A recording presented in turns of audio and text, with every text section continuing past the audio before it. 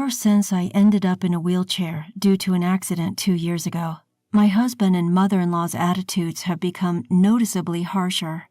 Sorry, but could you please leave this house? For a second, I couldn't comprehend the words my husband suddenly uttered one night. What? What do you mean? I mean exactly what I said. My mother and I talked it over and decided.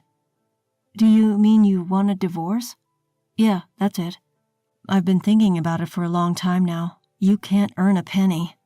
I don't need you. His words came out like blood from a clenched fist. I understand. Thanks for everything, and lastly, thanks for leaving me with nothing. Leaving those words, I left my seat. The time for them to understand those words will only come a little later. My name is Mary Johnson. After graduating from university, I've been working at my current company for 10 years. Well then, I'll be heading out. Thanks for your hard work. Thanks for your hard work too. I closed my laptop and got up from my seat. Looking at the clock by the window, it was now about 2 hours past overtime. A meeting that came in the afternoon had run late, and as I was preparing for a conference and responding to emails after my regular hours, more time had passed than I expected. I left the office, got in the elevator, and went down to the first floor. Looking out through the automatic glass doors at the building entrance, the sun had already set completely. As I checked the train schedule on my phone while leaving the company gate, I headed to the nearest station. On my way to the station, I saw 2 colleagues from the same department as my husband, Thomas, heading to the same way. I wonder if Thomas is already home. We stopped talking about our work at home recently, so I have no idea if Thomas is busy at work now. More precisely, talking about work at home has been making Thomas noticeably cranky, so the topic naturally fell out of our conversations. As I was swayed by the train on my way home, I gazed absent-mindedly at the scenery reflected in the window. When I was dating Thomas, we often timed our work to finish at the same time so we could go home together, but our schedules have been completely separate for the past year or 2.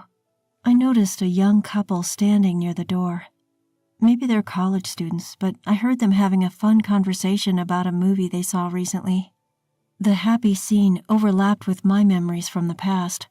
I clenched my eyes shut to hold back the emotions that grew to well up and shut down my field of vision. I'm home.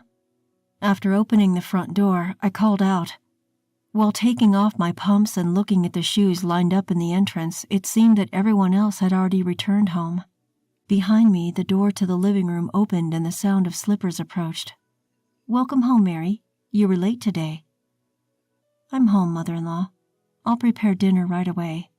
Oh no, you don't have to hurry. You're tired from working overtime, aren't you?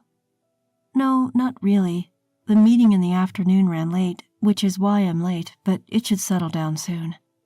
As I responded cheerfully, I headed to the living room with my mother-in-law, Edna.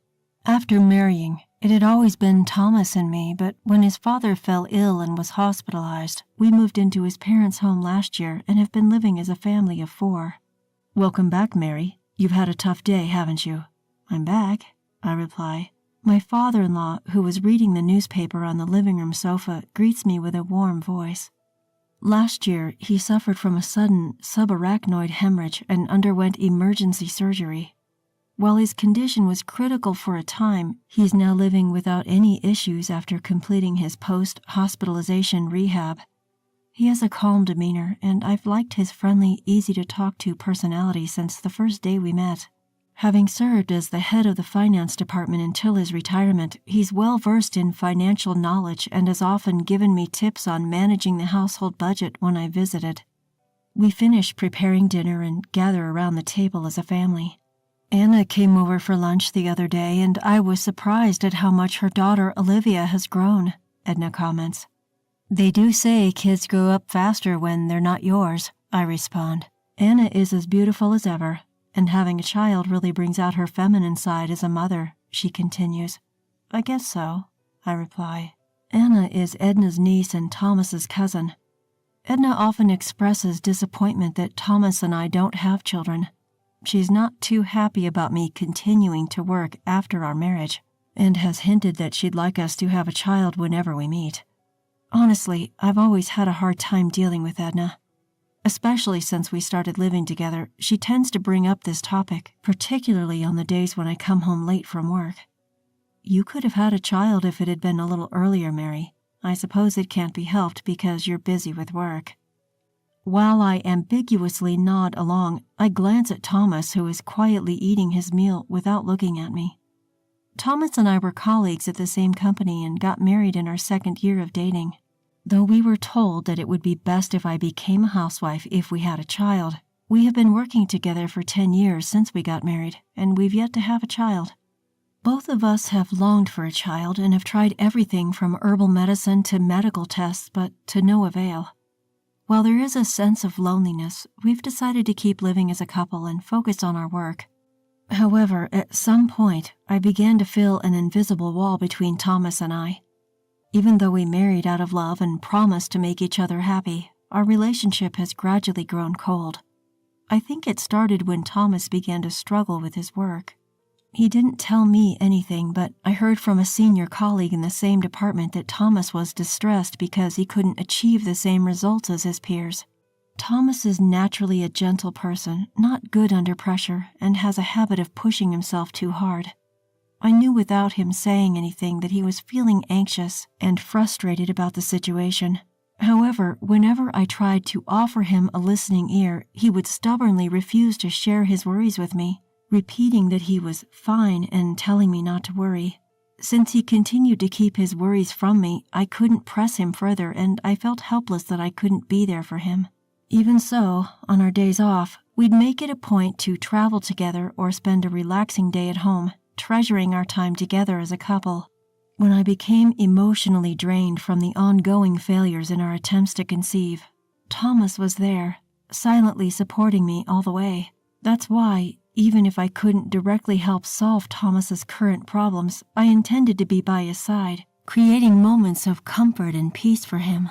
The turning point was probably when I received a promotion at work. I was recognized for my achievements on the projects I participated in, and I was even one of the fastest among my peers to get promoted. That's amazing. Congratulations, Mary. I can't forget the expression on Thomas's face when he congratulated me. I was so emotional that I could only manage a simple thank you. As my work became busier, the distance between Thomas and I seemed to only increase. Eventually, we spent less time together, our conversations dwindled, and around the time when my income surpassed Thomas's, we barely even made eye contact. I would look at Thomas's back as he would finish his meal without uttering a word and leave the table.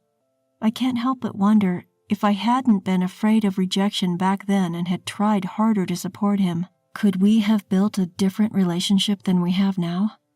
When I opened my eyes, the first thing I saw was a bright white light of the fluorescent bulb. After blinking a few times, I started looking around. Apparently, I was lying in a hospital bed. When I looked down at my arm, there was an IV connected and both of my legs were wrapped in numerous layers of bandages and cast. The moment I tried to move, a pain like I'd never felt before shot through my body. Ah! Tears welled up in my eyes from the sheer pain. My body felt as heavy as lead, and it seemed impossible to move. What on earth had happened? I tried to trace back my memories up until the moment I woke up.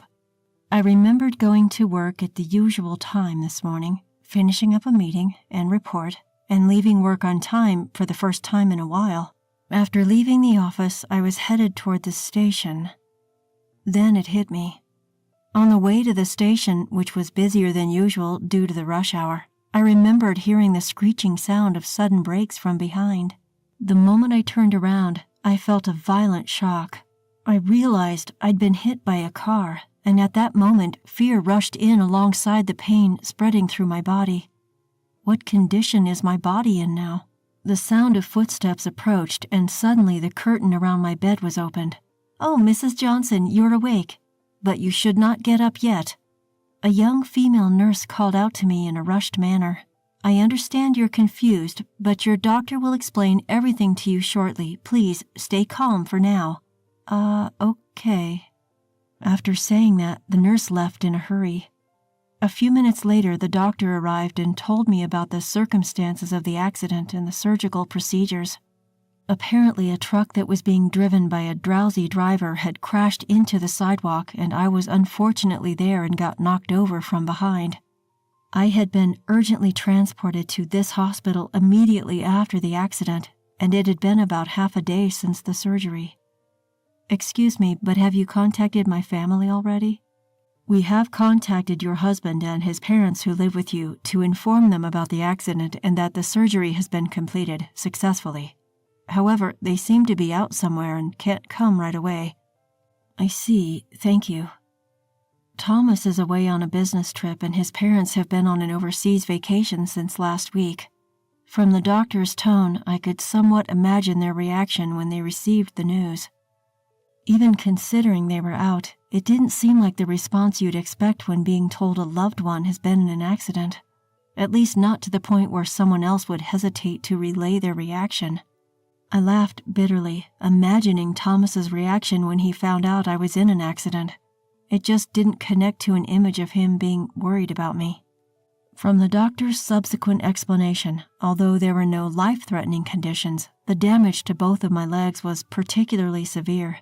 They said the prognosis for walking again is not promising. As I received the explanation, it felt surreal, as if it was about someone else, not my own body. Thomas visited the hospital 3 days after the accident. It was surprising to see his pained expression when he saw me, injured all over, lying in the hospital bed. Sorry, I'm late. It's fine, don't worry about it. I'm sorry for interrupting your business trip. It had been a while since we last talked, and the atmosphere was awkward. Our conversation stalled while we both averted our eyes, and Thomas excused himself to talk to the doctor, leaving the room. I was unable to call out to him and could only watch him leave. It's been 2.5 years since the accident. The disabilities from the accident remain in my legs, and I've been forced into a wheelchair-bound life. The accident happened while I was leaving work, so I was able to stay with the company. But it was difficult to work the same as before, and I resigned about 6 months ago. Since resigning, I've been spending my time at home, but recently a few things have been bothering me. One is that Edna's attitude towards me has become noticeably harsher than before. Mary, do you have a moment? Yes, of course. I'm about to head out, but could you fold the laundry for me? It's just folding, so you can do it even if you can't move your legs, right? Yes, please be careful on your way. Well then, please, get it done. Ever since I started spending my days at home, I've been on the receiving end of more and more snide comments. It seems she's unhappy with her daughter-in-law being at home all day and not working. Now every time we meet, her requests come with a side of sarcasm. I sighed while folding the laundry. The other thing that's been on my mind is Thomas's job. According to a former colleague, Thomas seems to be losing his place at work more than ever before. Outperformed by juniors and subordinates who joined after him, he seems to be treated like an annoyance by his surroundings. He used to mostly keep to himself after coming back from work, but recently he's been taking out his frustrations on me more often. Must be nice, Mary. You don't have to worry about workplace relationships anymore, and you can eat without having to work. I heard from Mom you've been lazing around all day doing nothing. I wish I could have that lifestyle just once. I no longer saw any trace of the once kind Thomas who kept throwing sarcastic remarks at me. All I felt was a sadness for the changed man he had become. I hate to ask this, but could you please leave this house? One night I was at a loss to understand the meaning of the abrupt words that came from Thomas. What do you mean? I mean just what I said.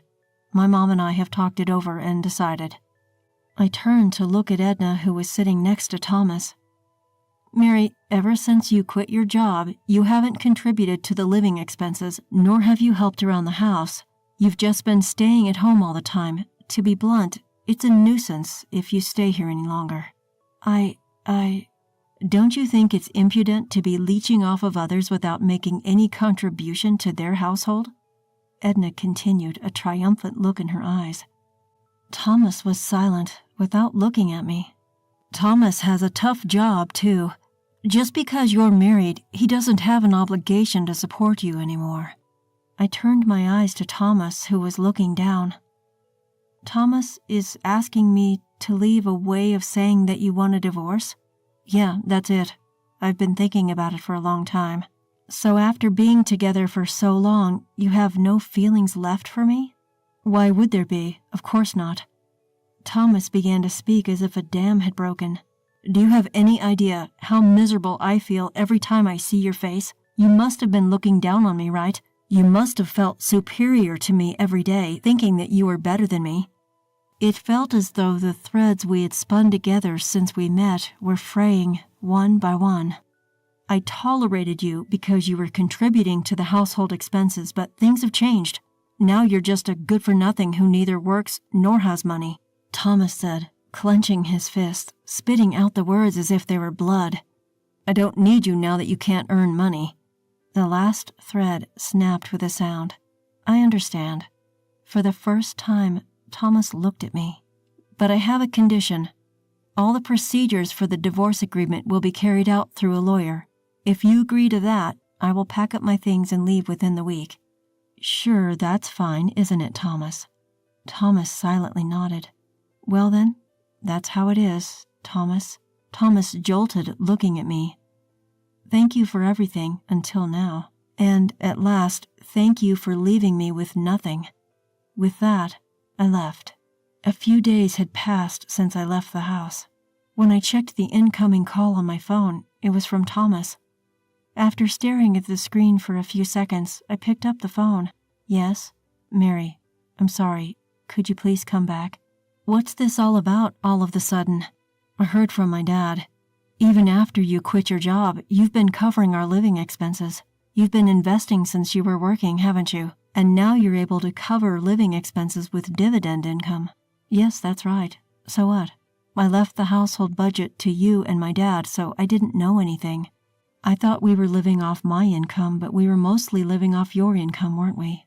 I really regret saying such terrible things. I'm sorry." After getting married and merging our finances, I started investing using my own income.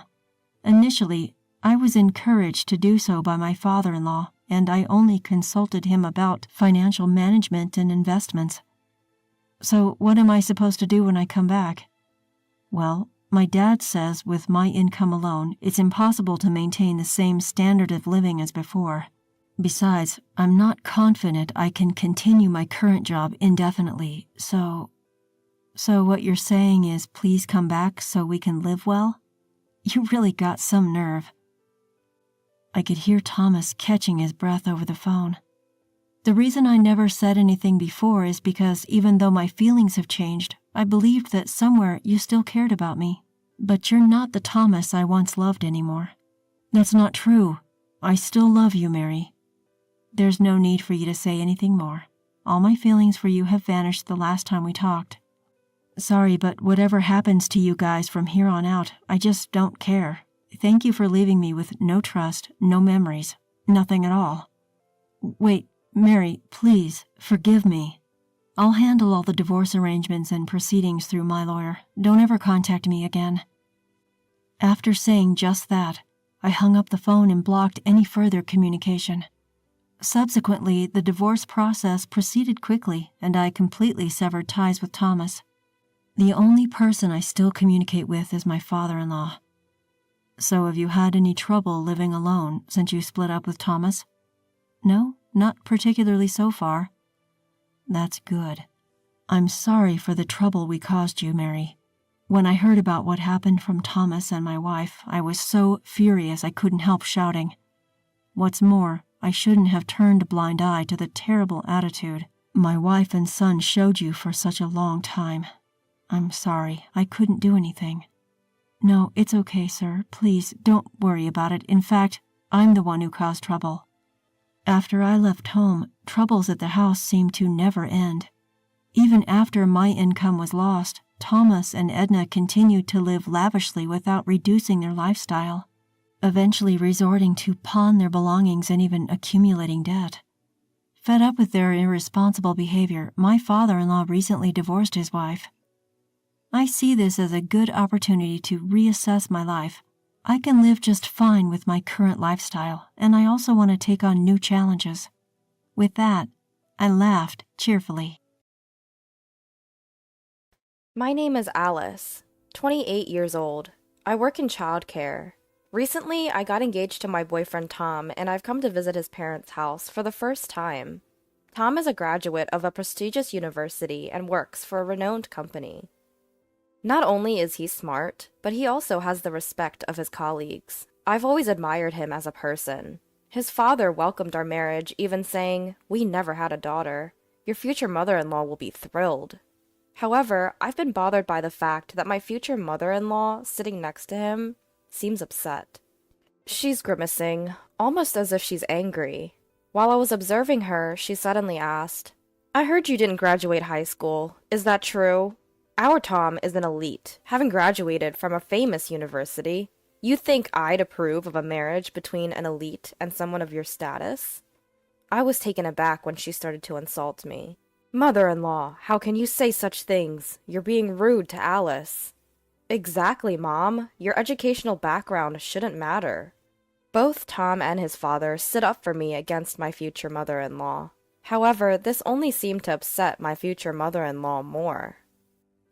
Isn't it natural for a mother to be concerned about the education and occupation of her son's future spouse? Children inherit their mother's DNA, don't they? Don't I want to leave behind excellent genes? It seemed like my mother-in-law wasn't going to approve of me, a high school dropout, because she wanted to ensure the excellence of her offspring. While it's true that some people are obsessed with educational backgrounds, and many parents care deeply about education, it felt sad to be opposed solely because I dropped out of high school. Actually, there was a reason I didn't finish high school. I grew up in a single-parent home after my father died in a traffic accident. My mother was frail, and she had a hard time raising me and my twin sister, Emma. Wanting to alleviate my mother's burden, I started working after middle school. Now, I'm attending night school to get my high school diploma. I'm saving up money, and I can even go to college if I want.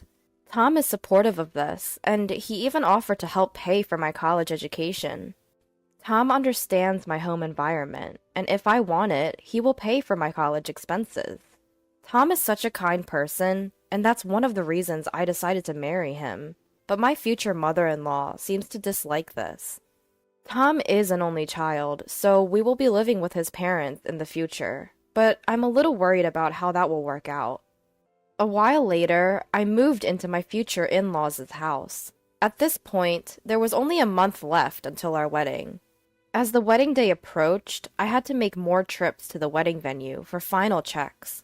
I had to make sure to reserve hotels for our guests who would be coming from afar. Between work, school, and wedding preparations, I was very busy. But my mother-in-law didn't seem too pleased with how I was. Today, I was applying makeup to head to the venue, and she suddenly exclaimed, "Oh my, what on earth are you wearing?" My mother-in-law, catching sight of my outfit, had blurted it out loud. "I'm about to head to the venue, so I thought I'd dress up." Whether she was displeased with me dressing up to go to the venue, or just seizing the opportunity to berate me, I couldn't say. "Huh! You say you're going to the venue, but you're just dressing like that to attract men, aren't you? You're such a careless woman." She just decided I was meeting a man instead of going to the venue. I was at a loss for words. I told her I was meeting Tom at the venue, and if she had doubts, she could ask him, but she just assumed I was meeting a man. Then, the next moment, my mother-in-law did something outrageous. She messed up my carefully styled hair. "Hey, what are you doing, mother-in-law? I spent so much time getting ready. This is terrible." With my hair a mess, I couldn't go out and had to fix it. But seeing my disheveled hair, my mother-in-law cheerfully said, "There's no need to fix it. This hairstyle suits a high school dropout, poor woman like you.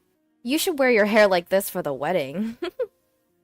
Since I was already running late, I quickly fixed my hair and headed to the venue where Tom was waiting. Tom was waiting for me at the entrance of the venue and seemed concerned about my downcast expression. I was torn whether to tell him what happened earlier, but I thought it wasn't good to talk about something so depressing when we were about to discuss the ceremony, so I decided not to tell Tom at that time. One day, when it was almost time for the wedding, my mother-in-law suddenly made this suggestion. Hey, Alice's mom lives far away, doesn't she? It must be tough for her to come, and she'll have to pay for her hotel. So why doesn't she stay at our house? Tom and I were both surprised by my mother-in-law's sudden proposal. Indeed, if we could save on hotel costs, my mother would be happy, and it would also facilitate interaction between our families. Tom suggested I ask my mother about mother-in-law's proposal, so I asked her right away. My mother was very pleased with mother-in-law's proposal, and it was decided that my twin sister Emma would also come that day. I initially thought that mother-in-law was making this suggestion out of goodwill, but I could never have imagined the outrageous things she would do next. The day before the wedding, my mother and sister came to stay at my in-laws' house. Seeing my mother and sister, whom I hadn't seen in a long time, made me very happy. I have a particularly close relationship with my sister, and we were so happy to see each other after a long time that we decided to sleep together that night. Emma, who had been drinking, fell asleep right away. No matter what happens, Emma won't wake up once she's like this. Just when I was thinking that, it was getting late and I should get some sleep too. I suddenly felt the door to our room open. As I was wondering what it could be, I heard a loud buzzing sound, followed by the noise of something being shaved. Haha! Now you won't be able to attend tomorrow's ceremony, will you? No need for hair for a poor middle school dropout. The moment I heard that, shocked, I turned on the room lights and said, Mother-in-law, what are you doing? The person in the bed suddenly sat up, startling my mother-in-law as well. Huh? Mother-in-law? You're Alice, aren't you? She seemed to have mistaken me for Emma. That's not my hair. We're twins, and our faces really look alike, but it wasn't me whose hair was shaved with clippers. It was my sister Emma. What? No way. Why? Wasn't it Alice? My mother-in-law seemed to be in shock, but Emma, who had apparently drunk too much, was sound asleep. When she wakes up in the morning and realizes her hair has been shaved off, Emma will surely be very angry. Unlike me, Emma has a strong temperament, so it's obvious she'll be furious. What will you do now, mother-in-law? I'm not going to cover for you. Feeling guilty, perhaps, my mother-in-law left the room with a pale face. The next day, Emma looked in the mirror and was shocked and furious to find that she was bald. Our mother, who was present at the scene, also shed tears in shock, and Tom could not hide his disturbance. It's terrible! Who on earth did this? So I revealed everything that had happened yesterday in front of everyone. I was wondering what kind of face my mother-in-law would wake up with this morning, but she wasn't there. According to my father-in-law, she said she was going for an early morning walk and hadn't returned yet. I thought she had run away, so I revealed everything to our relatives and decided to search for mother-in-law. About 30 minutes later, I got a call from a relative saying they had found her in a nearby convenience store, and my father-in-law headed for that store. My mother-in-law, who had no idea she was being searched for, full of excuses as soon as she came home. I didn't do anything. It's all Alice's fault. Alice used the clippers on her own and cleanly shaved off Emma's hair while she was sleeping next to her. To my surprise, my mother-in-law was trying to pin the blame on me. This shocked me, and I couldn't help but retort. Don't be ridiculous. I didn't do anything. Wasn't it you who came into the room yesterday? It's terrible that you're still lying at this point. But even so, my mother-in-law was reluctant to admit her guilt. Then my father-in-law, as if he had remembered something, went outside and came back with something. Alice, could this be the clipper? Looking at the clipper father-in-law was holding, it was undoubtedly the one mother-in-law used last night to shear off Emma's hair. That's it! That's the clipper! But where was it? It seems this clipper originally belonged to father-in-law, who was always concerned about his appearance and always carried grooming tools with him. When they went to the car, the bag containing his grooming tools was ransacked, and the clipper was the only thing missing. I always leave my car keys in the bedroom. If there's brown hair in this clipper, it's definite that the culprit is your mom. Saying that, father-in-law started to dismantle the clipper. Inside the clipper was brown hair, undoubtedly Emma's. It must have been because she had to rush out in the dark. She couldn't properly dispose of the hair inside. Shown the remaining hair, mother-in-law collapsed to her knees. Alice, it's your fault! Despite being a middle school dropout and poor, you deceived smart Tom. I wanted you to give up on Tom at all costs. I became disgusted at mother-in-law's selfish words. The one who got angriest upon hearing that was Emma, whose hair had been shaven off. I don't care about your circumstances. What are you going to do about this? I can't attend the wedding like this. Hearing Emma's complaint, father-in-law made a call somewhere. His acquaintance, who was a hairdresser, agreed to rush over with a wig right away. This would temporarily solve Emma's hair problem, but they couldn't just leave mother-in-law as is. 30 minutes later, father-in-law's friend arrived with the wig, and Emma's hair was now beautiful. At first, father-in-law thought about shaving mother-in-law's hair just like he did with Emma, but it didn't feel satisfying. So he decided to expose mother-in-law's wrongdoing in front of everyone. Among the attendees called today were landlords who mother-in-law's parents had been indebted to for generations. They seemed to get along with father-in-law, and hearing about this incident would undoubtedly impact mother-in-law's parents' house. This is because the landlord, who was close friends with them, has been giving them a discount on their apartment rent. The landlord is a very righteous person, and would surely return the rent to its original price once he learns what mother-in-law has done. Worst case scenario, he might even evict them from the apartment. Mother-in-law's parents are poor and have no money. If they were to be evicted, they would surely come to mother-in-law's place. But I had heard from Tom before that mother-in-law didn't get along with her parents and wouldn't even care for them. Living with her parents would undoubtedly be the beginning of hell for mother-in-law. Wait, please. I'll be in trouble if you do that. I'm sorry. It was my fault. I got carried away and did such a thing. I'm sorry, Emma. I'll pay you damages, so please forgive me. Mother-in-law kept apologizing repeatedly to the point of rubbing her forehead against the floor. But even with apologies, Emma's hair will not come back. After discussion, it was decided that father-in-law and Tom would reveal the wrongdoings of mother-in-law. Of course, Emma has already agreed to this. Mother-in-law said she didn't want to go to the wedding and tried to run away, but she couldn't because Emma and Tom held her back. Upon arrival at the venue, relatives who knew the situation through messages came to us looking very worried. We exposed mother-in-law's wrongdoing in front of the relatives, and Emma took off her wig and showed her bald head. Everyone was shocked by Emma's condition, especially the women, kept saying they couldn't believe it. Hair for a woman is like a lifeline. Imagine the shock of having it suddenly shaved off with a clipper. Thinking of Emma, some people were in tears. Then, as expected, the landlord came to mother-in-law and asked if what happened was true.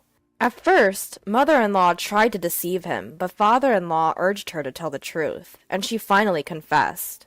The landlord, flushed with anger, was also accused by the woman. After that, mother-in-law remained downcast during the ceremony, which was unimaginable from her usually spirited self. The wedding itself ended smoothly, and it was a great joy to be blessed by many people.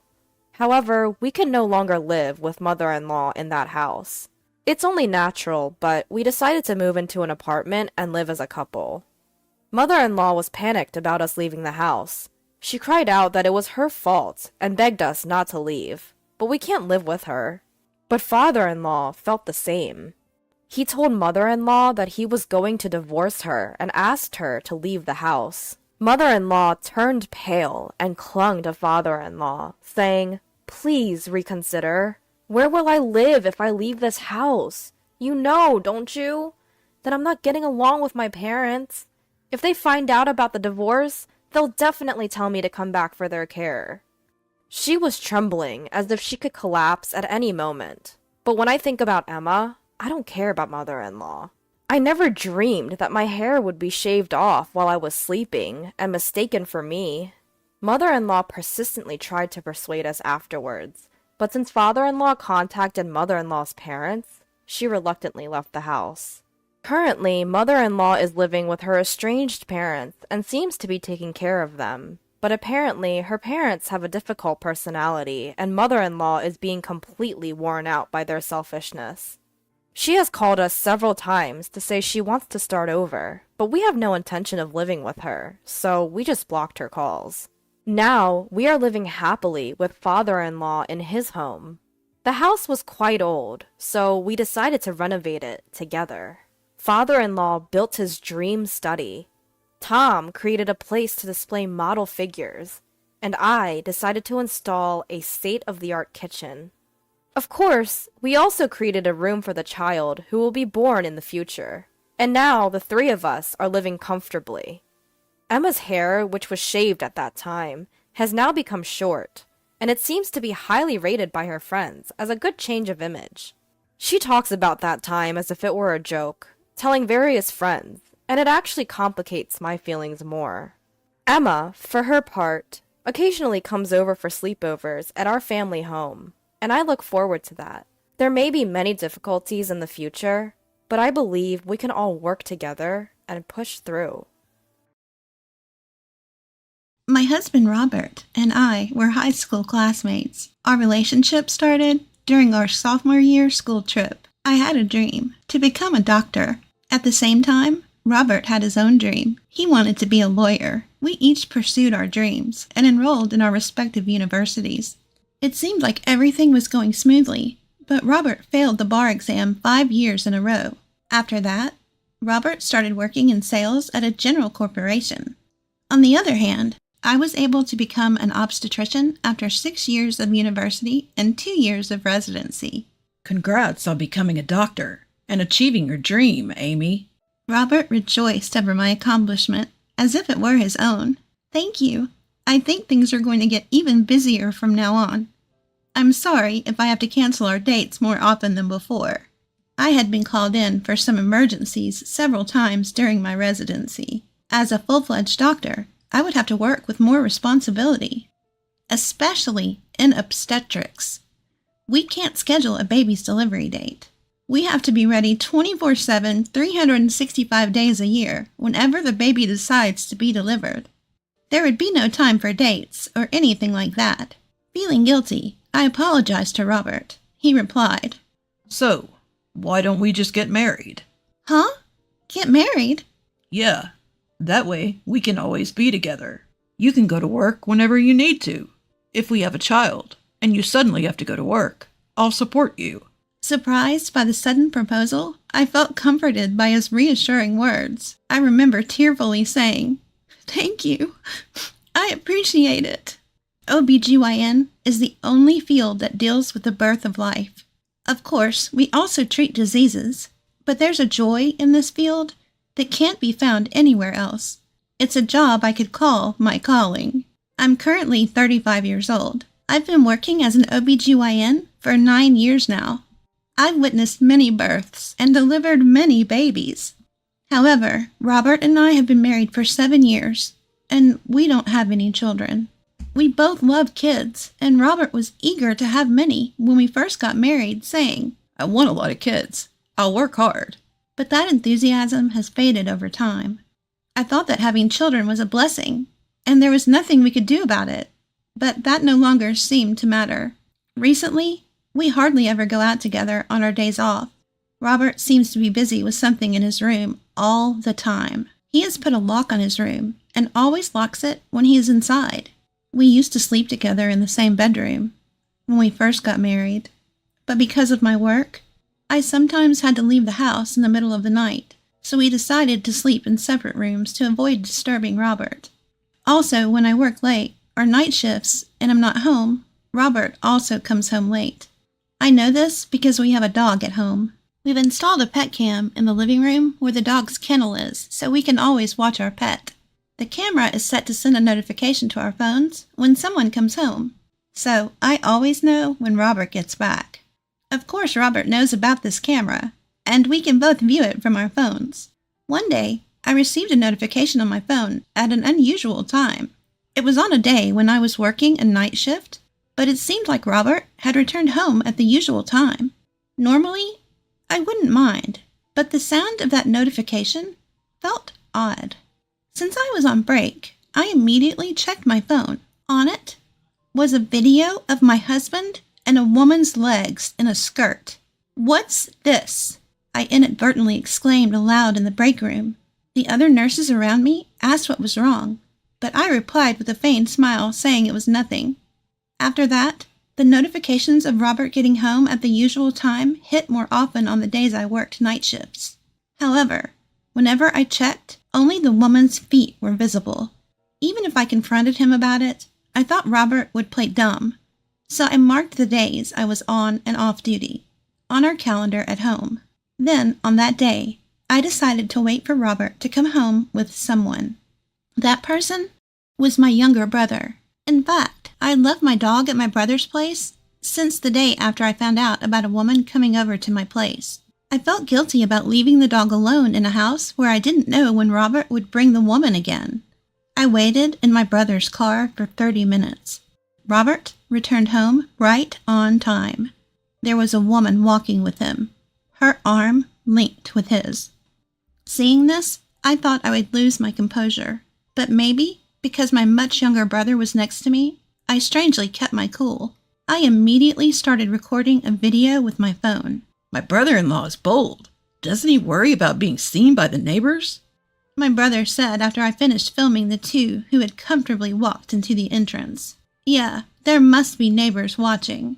It would be strange if there weren't people watching at this time. I found myself agreeing. Looking around, it seemed it was during the rush hour when neighbors were returning home. I hadn't noticed because I worked on an irregular schedule, but I just realized that this is the general time when people return home. That night, I stayed at my brother's house, playing with my beloved dog, and then sleeping. The next day, I decided to visit a neighbor with whom I am particularly close to, and asked about Robert and the woman. It seems the neighbor also found it suspicious and had asked about it. He had apparently answered that she was his sister. The neighbors believed him, since they knew that I also had a brother who was much younger than me. Now that I also had testimony from my neighbor, I was thinking about when to propose a divorce to Robert, when one morning a familiar face appeared in the consultation room. "Thank you in advance." The woman who entered with a worried voice was none other than, I believe, Robert's mistress. I was about to make a strange sound, but I held it back. I switched into work mode and said, "Congratulations! You're 8 weeks pregnant." "Really? I'm so happy. Doctor, is the baby a girl or a boy?" "We can't tell the gender yet, but everything's going well for now." "I see. I wish I could find out soon. He wants a girl." She was tenderly rubbing her belly, and even though I hadn't asked, she continued, "I'm not married yet, but I'm thinking of getting him to marry me now that I'm pregnant." "Is that so?" I replied in a way that wouldn't upset her. "Actually, he's only been divorced for 2 months. They say you can't remarry until 100 days have passed." "Really? Is the father of your baby your boyfriend? At the hospital today?" "Yes, he's waiting for me in the car." She answered with joy. I told her that I'd like to discuss the future with him too, so she went out to call him in with a smile. 15 minutes later, after attending other patients in between, I called her back. Then, as expected, Robert walked in from behind her. Robert blurted, "Excuse me," when he caught sight of my professional smile. "What? Huh?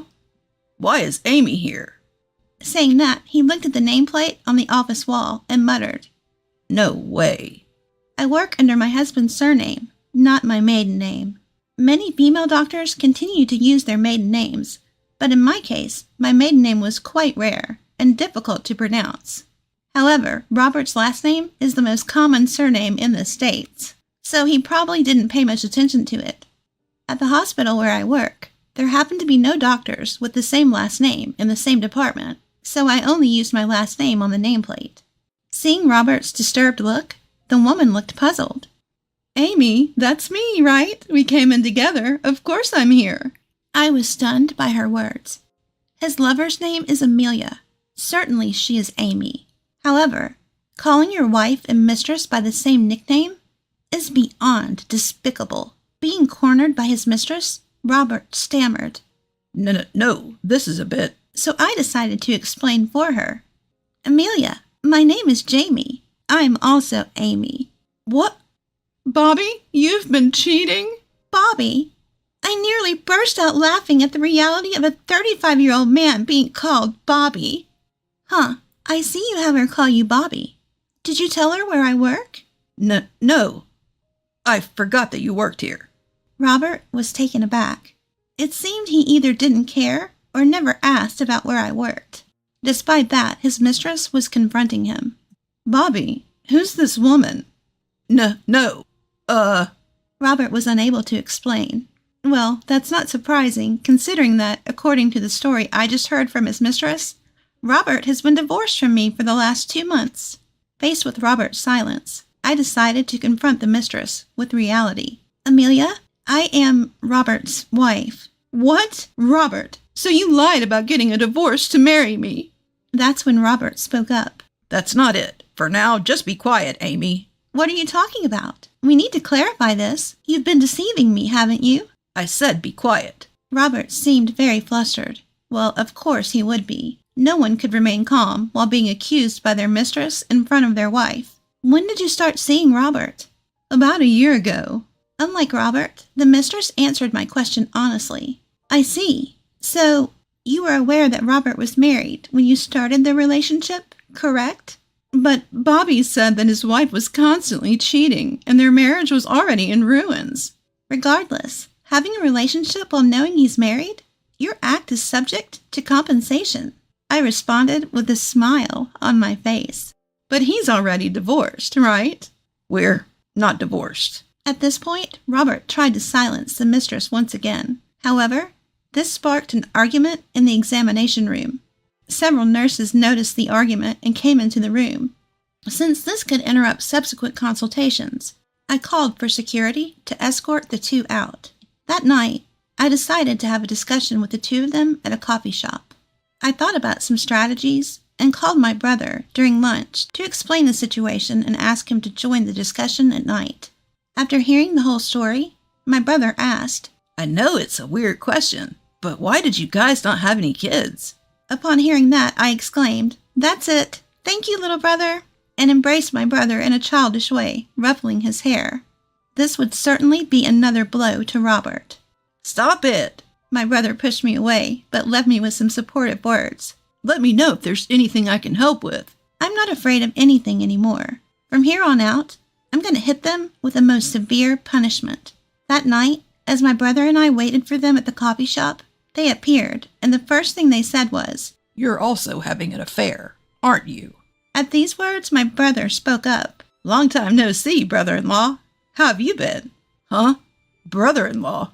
You don't mean? Yes. I was just a teenager when you two got married.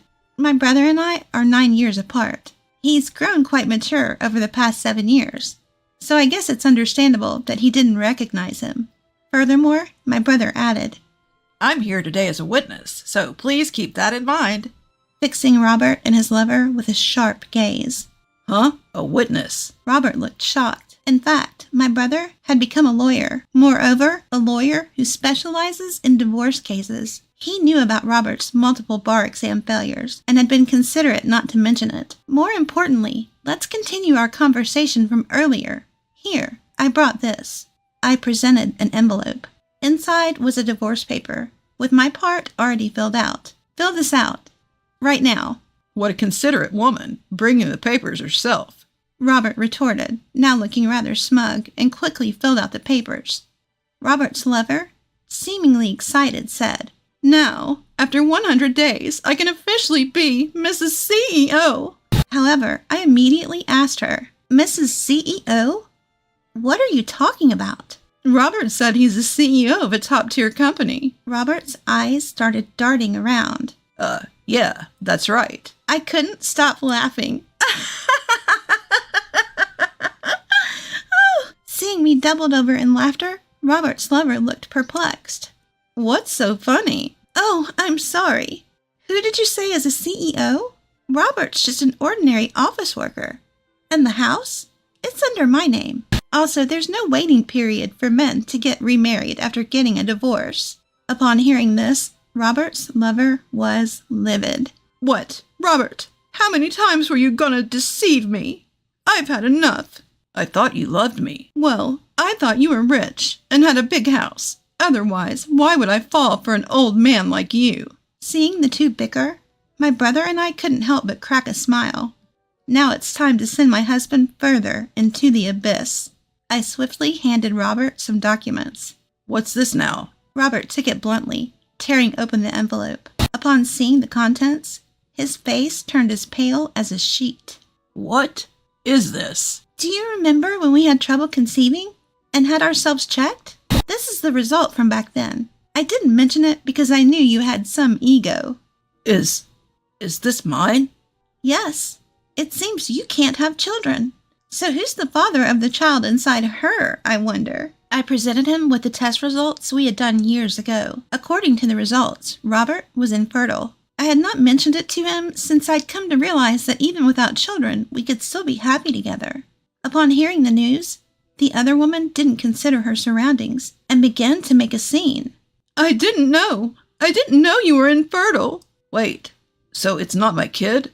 Maybe the test results are fake. Robert's lover hit and snapped at him.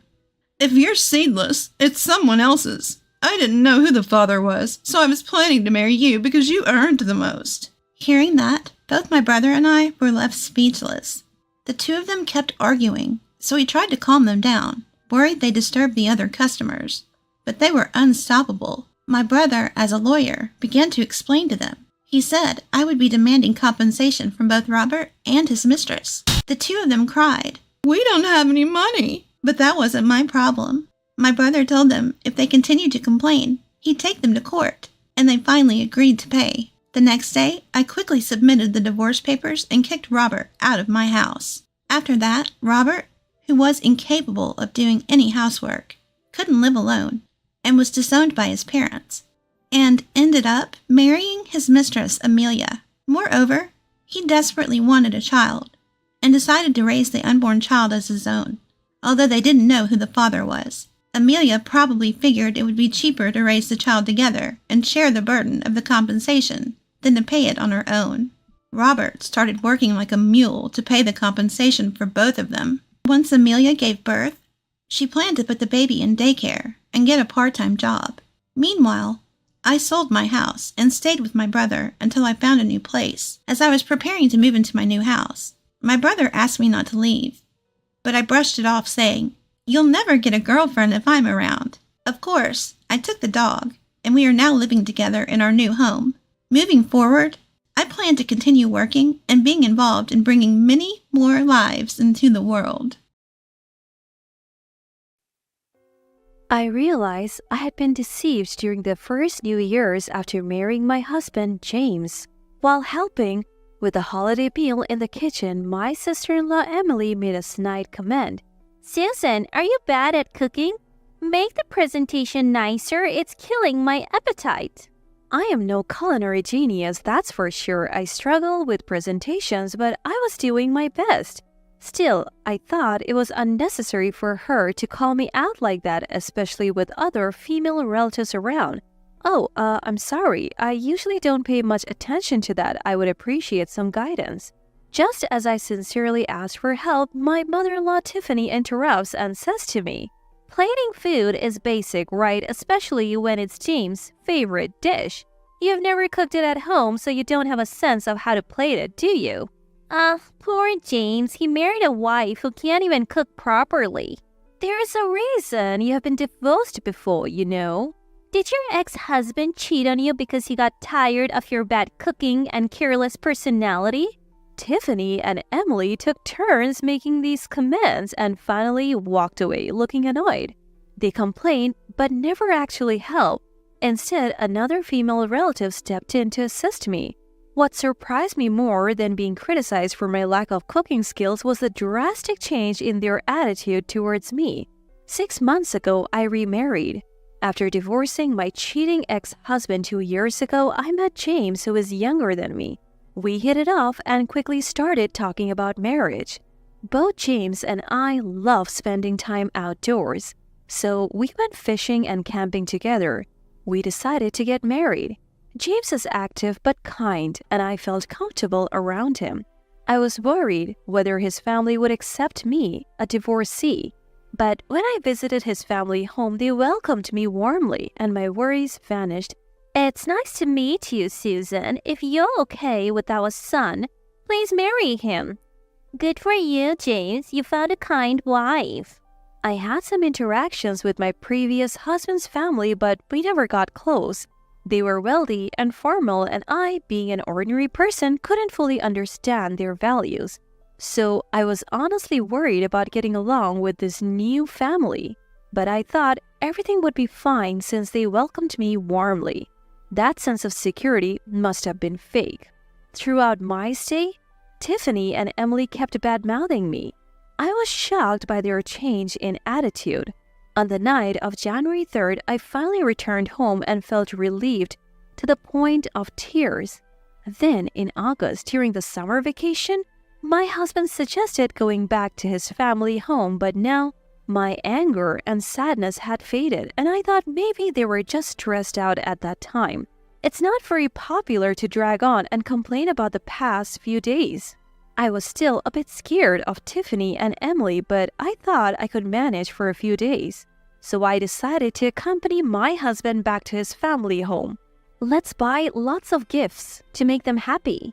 If I bring gifts, we'll surely have a pleasant conversation. I thought that the New Year's incident was just a bad dream.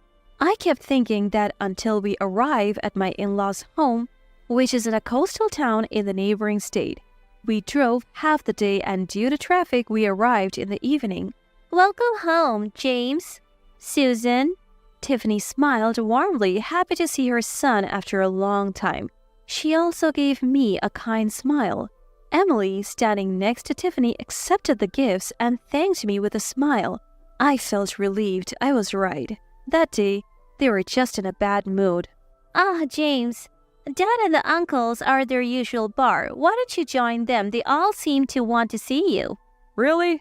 Hey, Susan, want to come along? James asked me gently. I was planning to go, but Tiffany stopped me. Oh, we were planning to have a girls-only time. Thought Susan might enjoy that more. If that's the case, go ahead, James. Have fun. James looked like he wanted to say something, but eventually left alone saying, if Susan is okay with it. After seeing off James, I tidied up a bit and headed to the living room for the girls-only time that Tiffany mentioned. Tiffany, since it's girls only, is there something I should do? When I asked Tiffany, she happily replied, I was thinking of making some tea. Could you pick some herbs from the garden? The ones with white flowers? Oh, Susan, while you're at it, could you feed the dog? They have a large dog at their home. The dog is gentle and has taken a liking to me, which is adorable. I have always wanted a dog, but couldn't afford one as a child. So I was genuinely happy to take care of the dog. Sure, I'll head to the garden. I took a bowl for the herbs and a plate for the dog food, put on my sandals, and went out to the garden.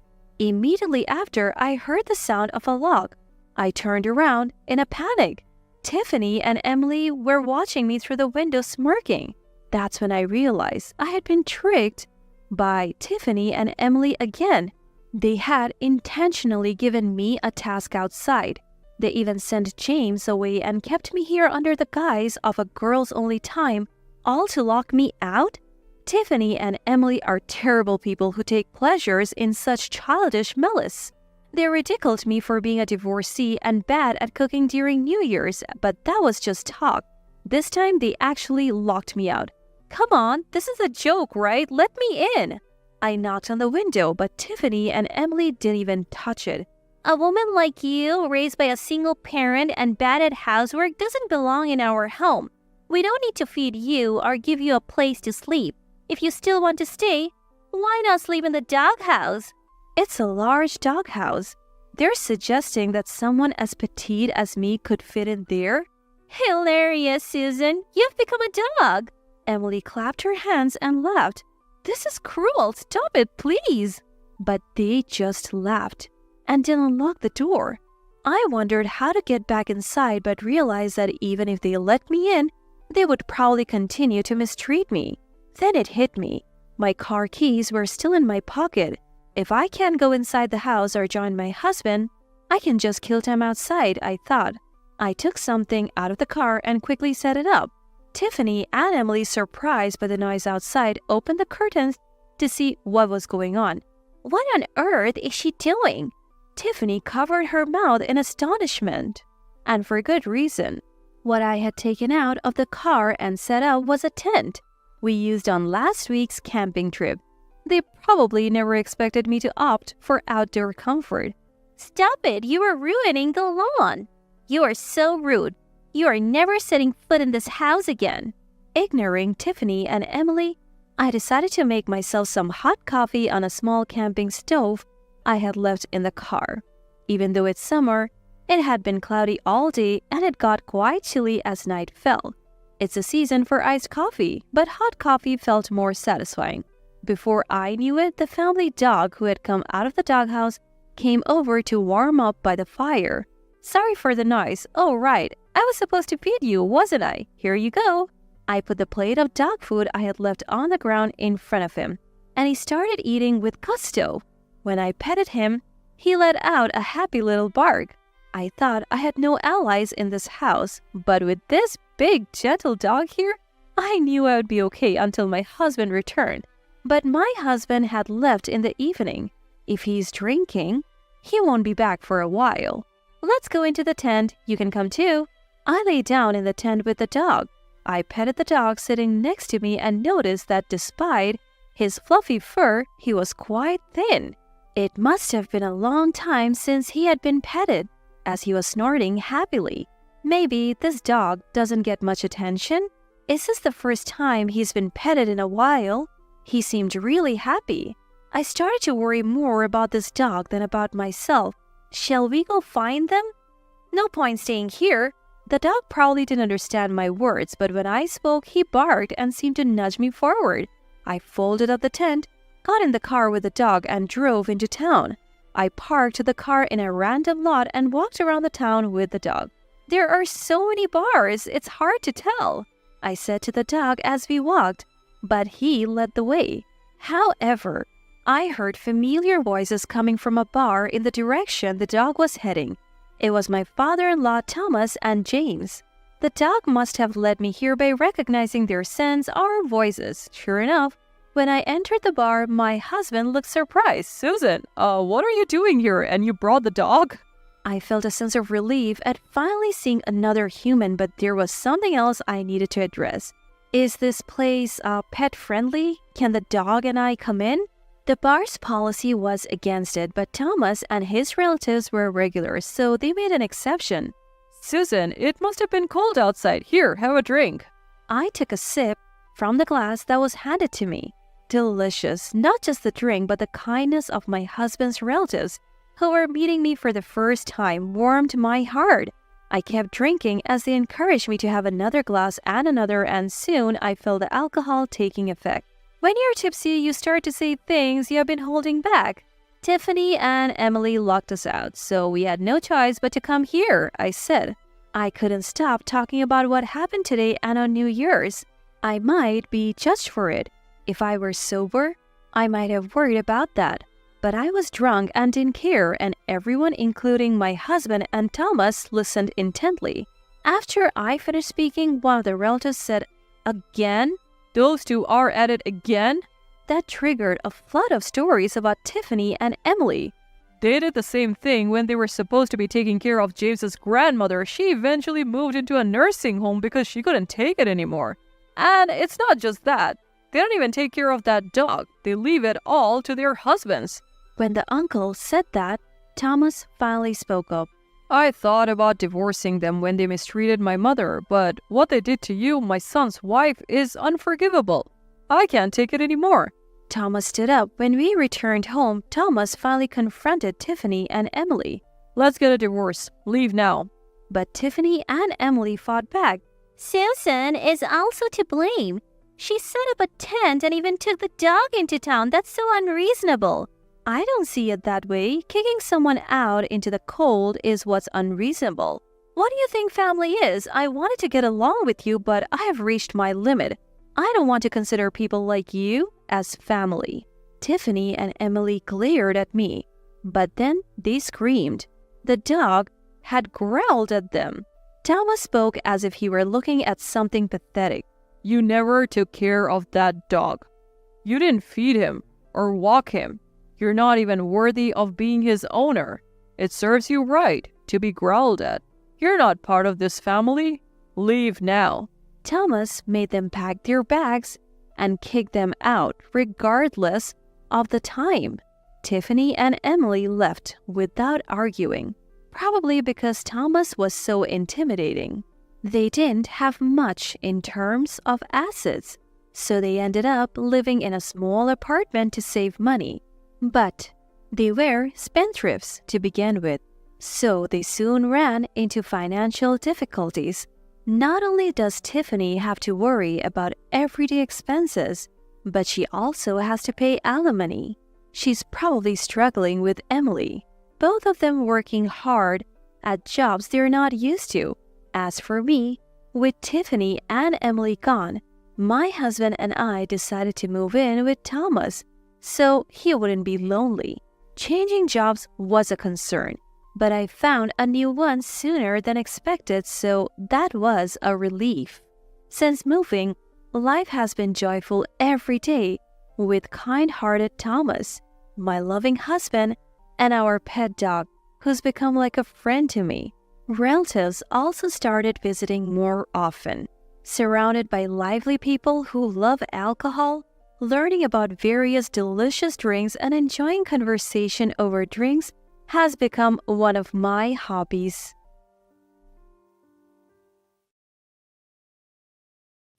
My name is Sherry. It's almost been 5 years since I married my husband Adolf. We both work, and while we're generally busy, we lead fulfilling lives. I have a father and a younger brother. My mother passed away due to an illness 2 years ago, and since then, my father, Jacob, has been living alone.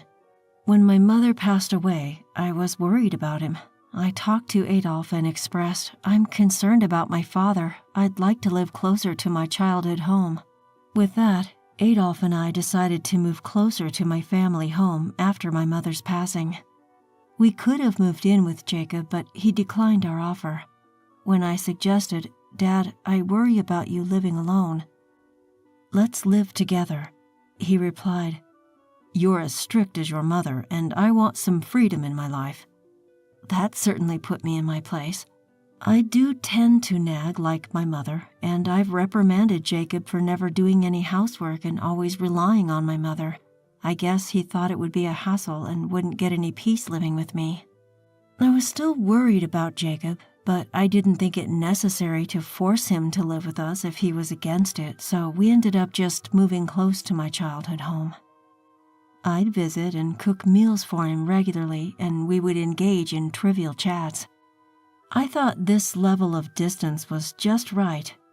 Then, a year ago, my brother Leon got married.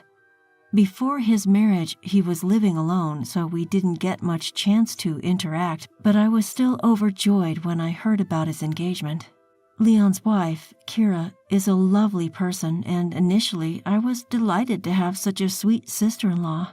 However, the moment Leon's wedding was confirmed, Jacob suddenly suggested, Why don't you two live with me after the wedding? Despite him refusing my proposal earlier, even though I was taken aback, I knew Jacob adored Leon, so his suggestion wasn't surprising. Indeed, Kira was much kinder to Jacob, very different from me. Jacob would repeatedly mention how sociable and adorable Kira was, but the person who was not particularly thrilled with this was Kira herself. Of course, she didn't openly express her discomfort in front of Jacob, but when they got home, she apparently said to Leon, I'm not too keen on living with your father. I'd rather live with my mother. Leon wasn't too thrilled about living together either, given that they had just gotten married, so the idea of them moving in with Jacob was eventually dismissed. A few months after that, when I visited my family home for the first time in a while, I noticed something odd about Jacob. Jacob, who usually has breakfast at 7 a.m. and lunch at noon, was eating his meal around 10 a.m. when I arrived. "Dad, are you having a late breakfast today or an early lunch?" When I asked him, he said it was breakfast. I didn't think much of it at the time, but when I casually went to the kitchen to clean the house, I noticed dishes that had been used for breakfast left in the sink. Jacob always did the dishes before bed, so these dishes couldn't have been from last night. They were from this morning. Feeling something was off, I asked Jacob again, "Father, the dishes are in the sink. Didn't you have your breakfast?" At that, Jacob suddenly slammed the table and stood up and shouted, "What, are you trying to say that I'm losing it?" Saying so, he turned beet red and got mad at me. Sure, Jacob was hot-tempered, but I'd never seen him this unreasonable before, so I was stunned. Then, as quick as a flash, Jacob's face relaxed. "I gotta fix breakfast," he said, picking up the dishes we'd just finished eating off of and headed for the kitchen. I thought it was definitely strange, so I suggested Jacob go to the hospital. However, he stubbornly refused. What's more, he begged me, tears welling up in his eyes. "Don't tell Leon and the others, please," he pleaded. I suppose Jacob felt something was off about himself. Not wanting to worry his beloved son and daughter-in-law, he strongly resisted sharing his symptoms with Leon and the others. I consulted Adolf many times, but in the end, we decided it was best to respect Jacob's wishes, so I never told Leon and his family about Jacob's cognitive issues. Despite our concerns, we suggested to Jacob several times that we should live together. However, Jacob didn't change his mind, insisting if I were to live with anyone, it'd be Leon and his family. That was all he would say. We would have loved to have lived with Leon and his family, but we couldn't ask them to do so without telling them about Jacob's condition. Adolf and I were at our wits' end. But about 2 months later, I got a phone call from Jacob at his home. He said cheerfully, "I've got something to tell you. Come over." Since Adolf had to work that day, I went over to his home alone. There, Jacob was with, surprisingly, Leon. "What's up? And why is Leon here?" When I asked that, Jacob answered with a broad smile. "Actually, I've decided to tear down this house and build a new one." "Wait, build a house?" When I asked again, Jacob nodded excitedly and said with a grin, "And it's going to be a 2-family house." "2-family? Why all of a sudden? Are you saying Leon and his family will live with you?" When I asked, Leon nodded. Thinking it's not exactly living together if it's a 2-family house, I grabbed Leon's arm, took him to the corner of the room and asked quietly, "Hey, didn't your wife say she didn't want to live with you guys? And that she'd rather live with her own mother if possible?" "Oh, no worries there. After all, the one who suggested building this 2-family house was Kira." "What, really?" I'd always thought that Kira was against living with Jacob, so I never imagined that she was the one who planned this 2-family house project. Jacob showed me the floor plan, boasting to me, "Isn't it great?" More than that, I was unable to decipher Kira's intentions and was a bit worried. "Hey, did Kira really say okay? You guys aren't just pushing this on her, are you?" When I checked, both Jacob and Leon laughed. No, it was really her idea. She's worried about Dad." "You really got yourself a good wife, Leon. Unlike Sherry, Kira is adorable. You're a lucky guy." Saying so, they laughed out loud. Both Jacob and Leon insisted Kira suggested it. Kira proposed we live together because she's worried about Dad. They were happy saying this, but I had a hunch. I just couldn't believe that Kira proposed this duplex idea purely out of goodwill. A few days later, I was called back to my family home to discuss the floor plans. Upon arriving, I found Kira was there too, and I decided to press her a bit. "Hey, Kira, are you really okay with this? Living together, I mean. You never seemed too keen on the idea." Upon hearing this, Kira smiled broadly and said, "Of course, I'm worried about my father-in-law, and as a daughter-in-law, I feel it's my duty to help as much as I can." She punctuated her statement with a power pose, arms flung out confidently. Watching her, Leon chimed in. Sis, you worry too much. Or are you perhaps jealous of us moving into a brand new house? Ha! His comment was somewhat jarring. That's not it, I'm just concerned about potential arguments down the line. Upon hearing that, Jacob, trying to tease me, said, Don't lie. You just want to live with us too, right? Sorry, but no way. Just show me the floor plans already. I'll look and leave.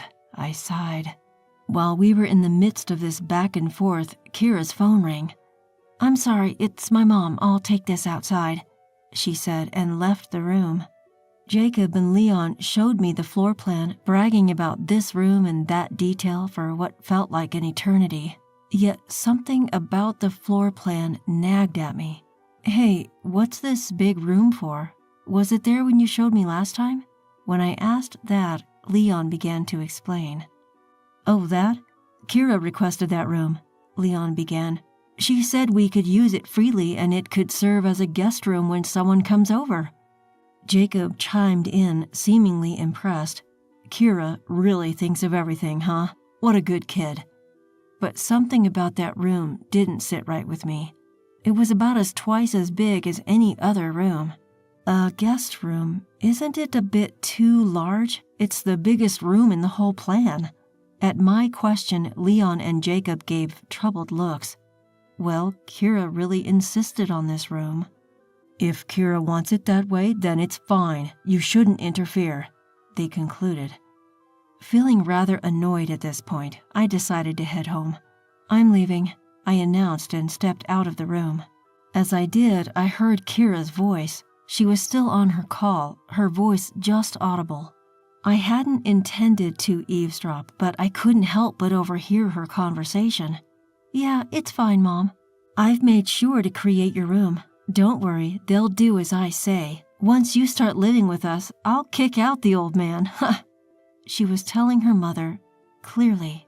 I turned unconsciously toward her voice and our eyes met. Kira quickly ended her call. Oh, sister-in-law, are you leaving already? Do visit us once the house is ready. Kira smiled at me, so I asked her, Is what you just said true? Kira's eyes widened for a moment, but she quickly regained her composure. What do you mean? I'm going back to my room. With that, she left. Something was definitely off. I decided the best thing to do was to go home and talk to Adolf. A few days later, Adolf and I headed to my in-laws' home. Of course, we had asked my brother-in-law and his wife to be there in advance. Sherry, you've called us all here. What's this about? Jacob asked, to which I answered straight to the point. Building a duplex house is a mistake. Kira will take it over and it'll be the end of it. My words left Jacob and Leon speechless. How can you say such a horrible thing? Kira pretended to cry, exclaiming. Seeing her reaction, Leon and Jacob glared at me. What's wrong with you? Why would you say such a thing? You just don't want us to live together, do you? Just leave. They yelled back at me. Just listen to me, Leon and Dad, you are being deceived. Despite my serious plea, both Jacob and Leon refused to listen. You're the worst. We've been wrong about you, they shot back. At that moment, something snapped inside me. I slapped the table and spoke clearly to Leon and Jacob. Do you know that woman planned to bring in her mother after the duplex is built and kick Dad out, and you still want to build it? With that, Kira shuddered. Leon and Jacob, taken aback by the truth, muttered, No, it can't be true. Kira, you were worried about me and wanted to live together. They started mumbling. Kira, sensing trouble, quickly replied, Of course, it's all for you, Father. My mom has nothing to do with it. She tried to dodge the situation, but I wasn't going to let that happen. I had no choice but to reveal the truth to her. Okay, Kira, if you insist, but if you really want to build, buy the land of this house from me first. What? Kira was puzzled. You see, the land where this family home is built was originally my mother's, and I got it in exchange for helping Leon, who was in a financial crisis at the time. I'm not going to let you use this land for your selfish purposes. If you really want to do it, I'll sell it to you at double the price. If you're really worried about Jacob and want to live together, you can afford that much, right?" With that, Kira fell silent. Jacob shouted, "Then I'll pay. Isn't that enough?" That's when Adolf, who had been silent all this time, finally spoke. "Dad, Leon, I hate to say this, but even if Sherry is hated by both of you, she's trying to protect you. If things go Kira's way and her mom moves in and Dad gets kicked out, Leon, can you take responsibility?" Adolf's calm and steady statement was strikingly credible, and both Jacob and Leon were stunned into silence. Seeing this, Kira, unable to stand it any longer, started to make a fuss. "Leon, you don't believe them, do you?" She started arguing. Kira directly addressed me. "Stop making absurd accusations. I'm not planning on letting my mom live here." So I asked Leon, "Leon, can I borrow your mobile phone? I've got this." "Huh?" "Just trust me. I'll call Kira's mom and see what's going on." Upon hearing that, Kira turned pale and yelled, "No, stop!" "Is there something you're worried about?" When I asked her, Kira glared at me and said, "Enough! There's no way I'd live with a bothersome father-in-law like you. I only thought of living together because you offered to pay for a nice duplex for Mom and me. Sorry for that." With that, she stormed out of the house. Leon hurriedly chased after her, leaving a stunned Jacob behind. Later, he said, "I guess I'm being punished for bad-mouthing you, my own daughter." Jacob, who made the comment with a smile, looked somewhat lonely. In the end, Leon followed Kira. Now he's renting a spacious condo and living with Kira and her mother. It seems Kira and her mother hold all the power.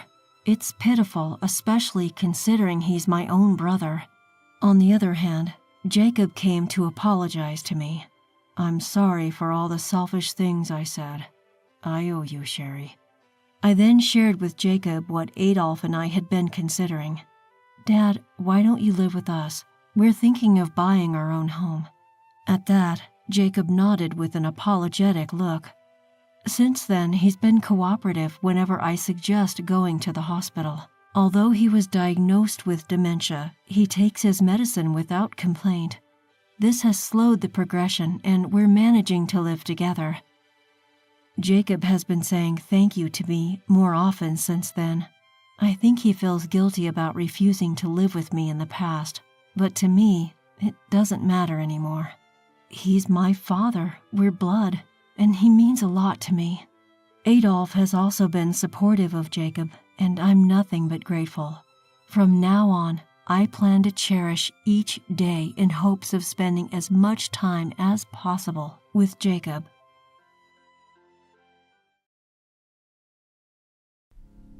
I really don't want you at the wedding. I don't want to associate with someone like you who'd resort to illegal means just to be popular with the opposite sex. I wish he'd cut ties with you. You're not fit to be his sister. What are you talking about? Before I could respond, the call ended. That was when Jackson was getting married. My name is Sophia. I have a father, a mother, and a younger brother named Jackson, 3 years my junior. Both Jackson and I chose colleges close to home to save money, so we lived with our parents. I went to a less prestigious college, while Jackson went to a top-ranked one. We continued to live at home even after graduation, choosing jobs nearby. But now, I'm unemployed. My recent company laid off about 100 employees, and I was one of them. I was in a good position in the company, so I never saw it coming. It's been about 2 months since I lost my job, but I have some savings. I'm taking my time looking for another job. Jackson, on the other hand, recently got engaged to his girlfriend and is living a charmed life. He's doing well. He earns a good salary, and he even gives money for rent and food to our mom. Mom once tried to refuse his money, saying, "You don't have to," but Jackson insisted. "Think of it as paying back for all you've done for me." He's such a good brother. We used to fight a lot when we were kids, but since middle school, he's been bigger and stronger, so we stopped fighting. In fact, He even looked up to me when I helped him with his studies. Well, now he's surpassed me in knowledge. As for Dad, he and Mom have been running a dessert shop for a long time. It doesn't make much, but Dad used to work for a big company, so they have a good amount of savings. Seeing our customers smile is what keeps me going, he says, working enthusiastically at the shop every day. One day, as the four of us were having dinner, Jackson said, "I'm thinking of getting married." The three of us stopped eating, and Mom was the first to speak. "Oh my, that's wonderful news! When can we expect a grandchild?" "Don't rush things, Mom, and remember, I get to hold the baby first. No objections allowed." Both were clearly thrilled. I was happy for Jackson's happiness too. A few months later, as the wedding preparations were in full swing, my phone rang. It was an unfamiliar number. I answered. "Hello? Is this the sister-in-law? I'm Lily, the one getting married to Jackson. Nice to meet you." Apparently, Jackson asked for my number and called me. I had seen her picture before, and she was stunning. I wondered where they met. "Nice to meet you. I'm Sophia, Jackson's sister. What can I do for you?" "I really don't want you at the wedding. Someone with your low education willing to use illegal means to be popular with the opposite sex? I don't want to associate with you. I wish he'd cut ties with you. You're not fit to be his sister." She responded cryptically. "What do you mean by that?" Before I could answer, she hung up. What was that all about? Did I do something wrong? I pondered for about an hour but couldn't think of anything. And why would I? I had never met her before. Yet, she called out of the blue with such a strange request. Isn't it normal for all family members to attend a wedding? Or is this some new wedding trend I'm unaware of? I decided to wait for Jackson to return home and ask him about it. But Jackson didn't come home that day. Apparently, he had decided to live with his fiancée before the wedding to ensure a smooth start to their married life. When I told Mom about what Lily had said, both she and Dad were furious. "What is she thinking? A wedding without family? That's ridiculous." Absolutely. I wasn't angry at the time. I wondered if I had unknowingly done something, or if Lily had been fed false information about me. But my parents' anger didn't subside, and they decided that none of our relatives would attend the wedding. So it seems that no one will go to Jackson's side. According to Jackson, Lily's family members all graduated from top-ranked universities and held prestigious jobs. She felt embarrassed that her fiancé's sister, me, didn't have a stable job and attended a lower-ranked college. Dad was livid. Discriminating based on education? Ridiculous! Jackson apologized to me later, but we never discussed that topic again. When I told Jackson everything Lily had said, he was shocked. What? What does she mean by illegal means? Sis, you didn't do anything like that, right? It seemed Jackson was hearing this for the first time. When I denied it, Jackson said he'd talked to Lily. A few days later, Jackson called.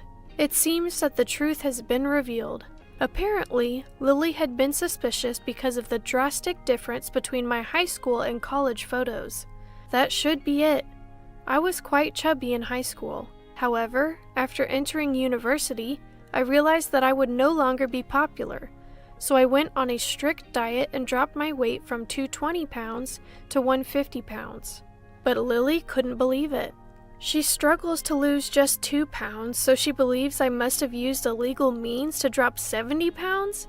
Given my lower education, she thinks it's plausible. Jackson tried to convince her. She just worked hard on her diet. But Lily wouldn't listen.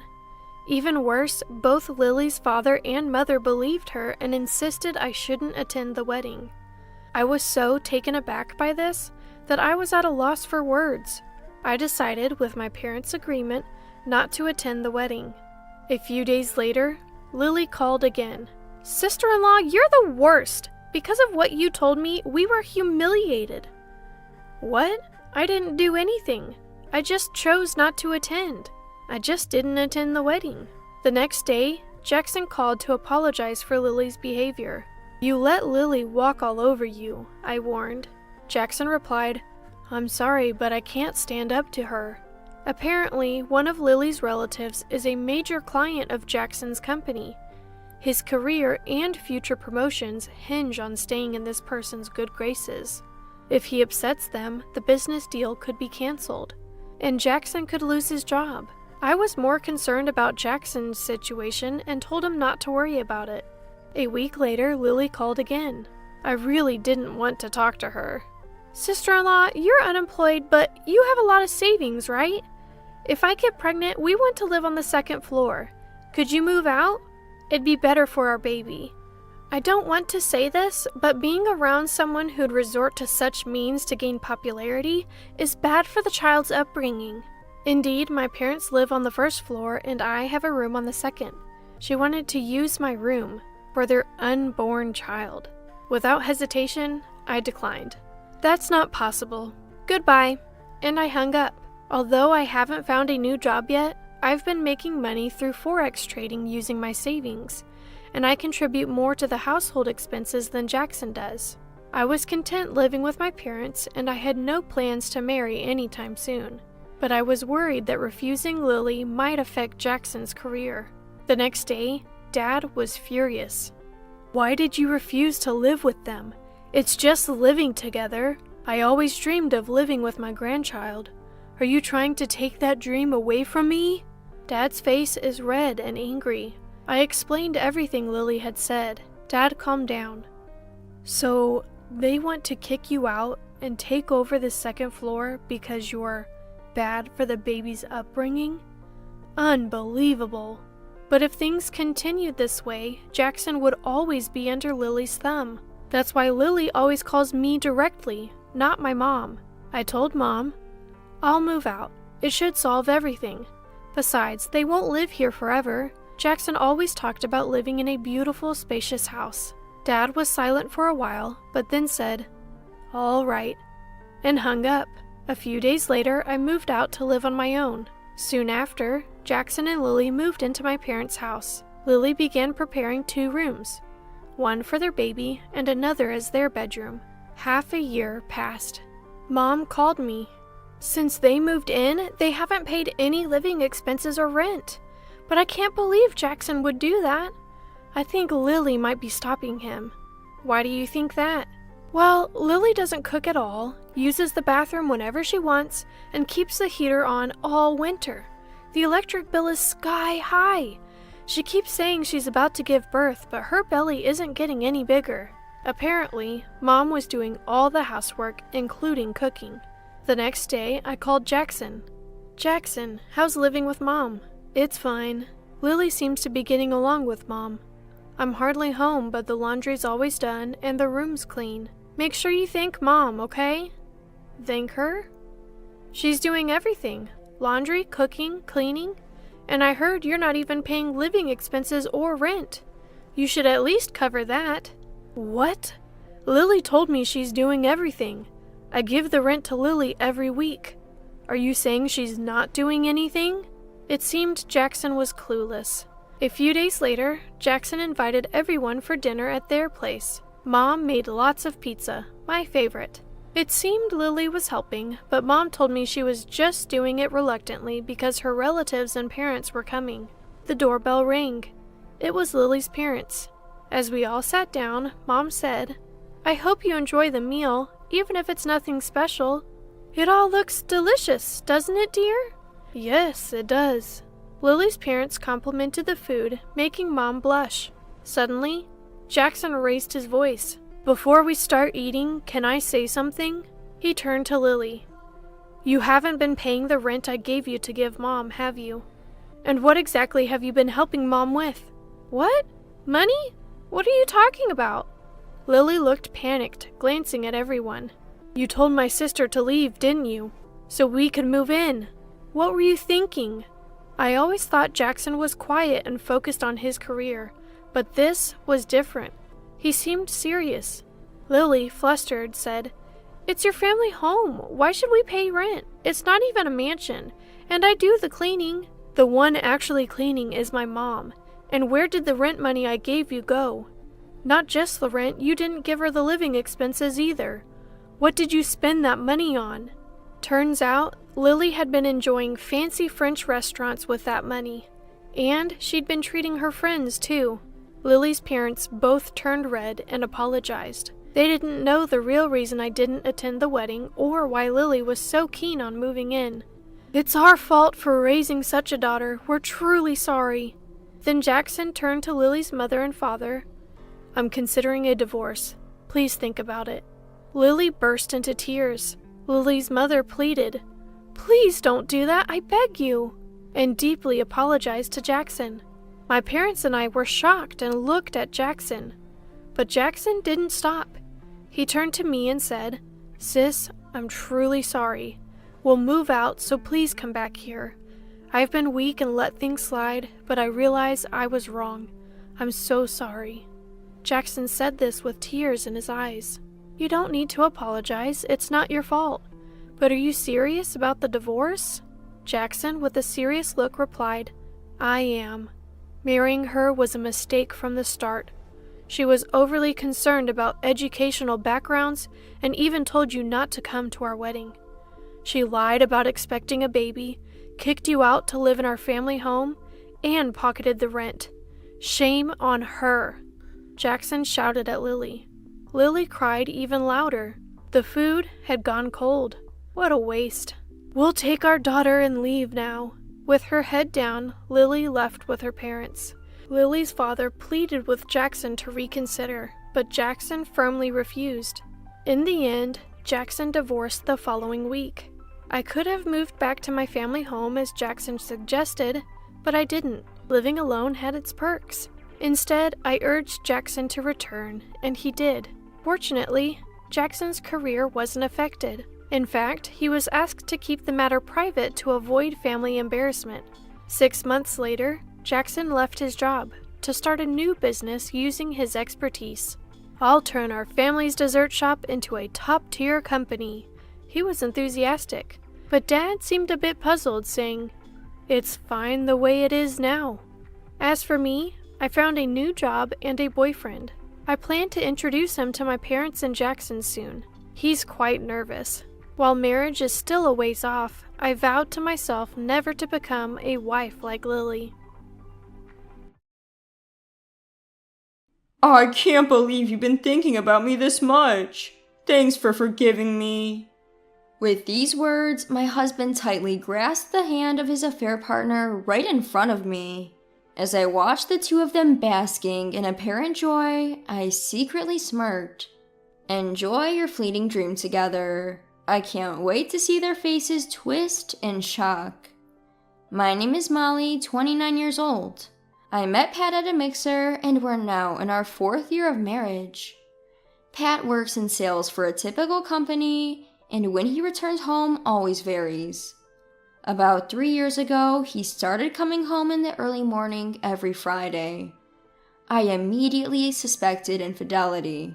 He would always be gazing at his phone when at home, and sometimes a foolish grin would cross his face.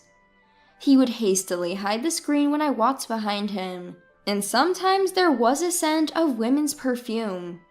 What are you looking at? You seem happy. I once asked him, testing the waters. Nah, the stocks I bought recently are doing well. I'll get a cake after work next time. What do you want? Such lies can't last for long. What confirmed the affair was a woman's earring that came out of Pat's pocket. When I confronted him, he immediately confessed. I will never do it again.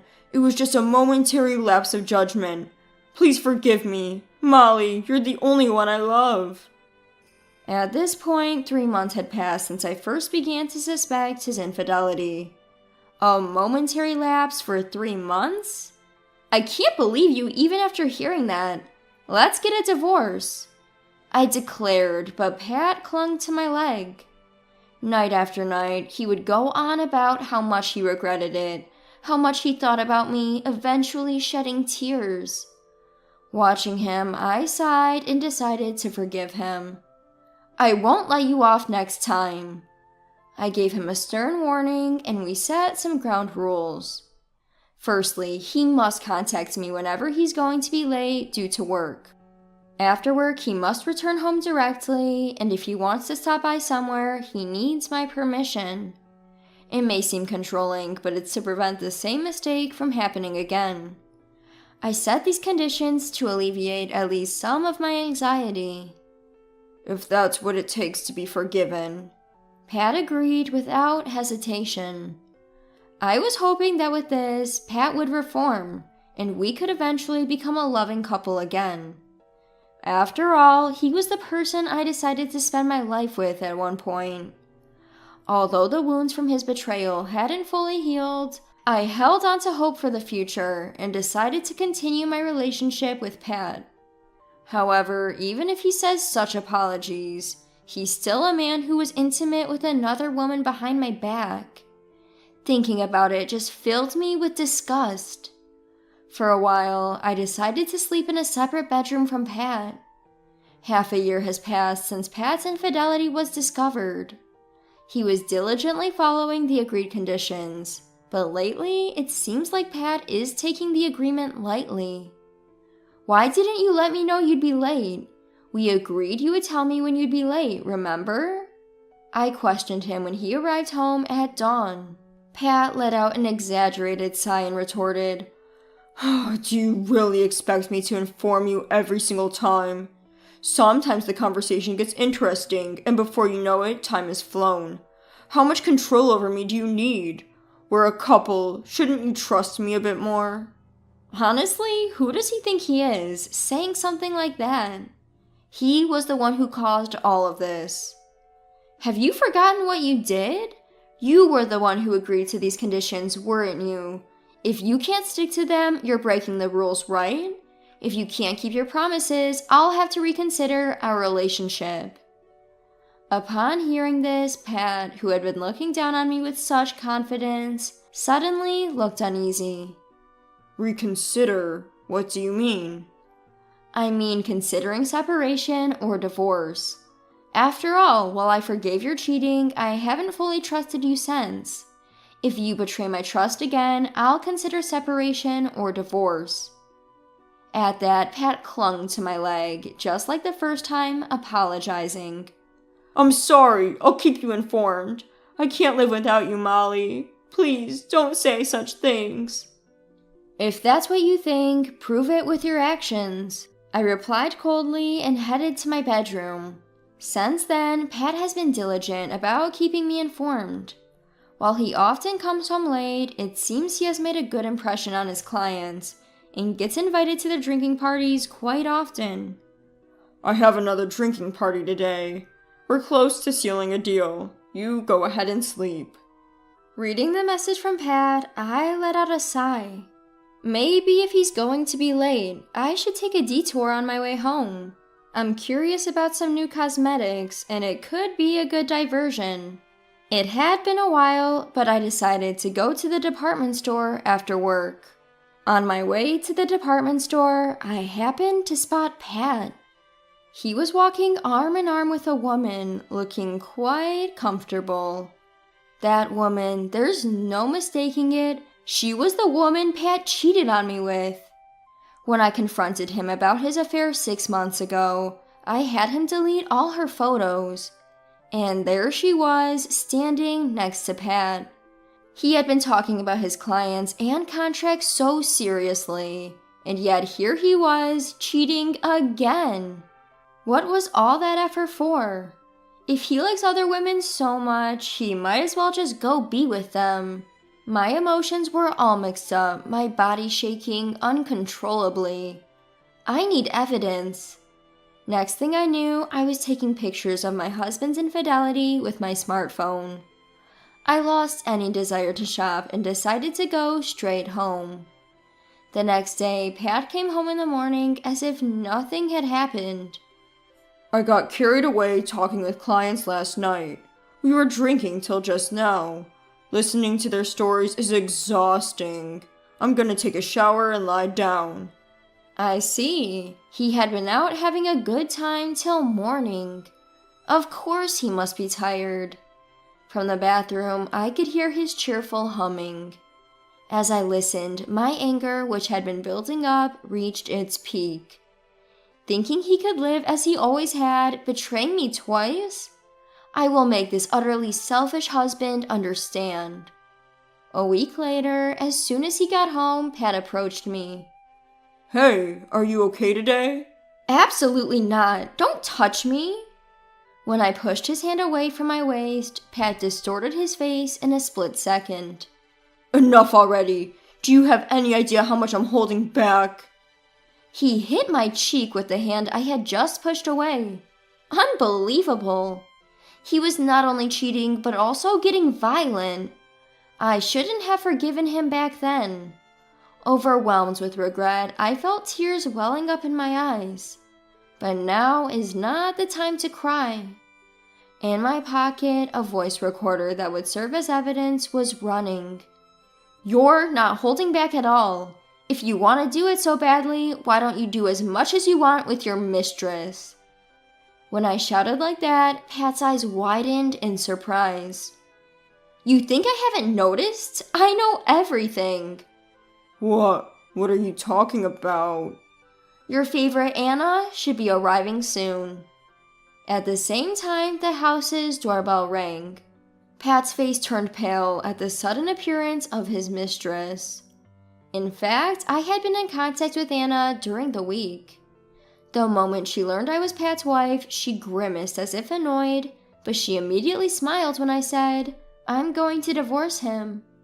I thought you would hold on longer, but you're surprisingly easygoing, huh?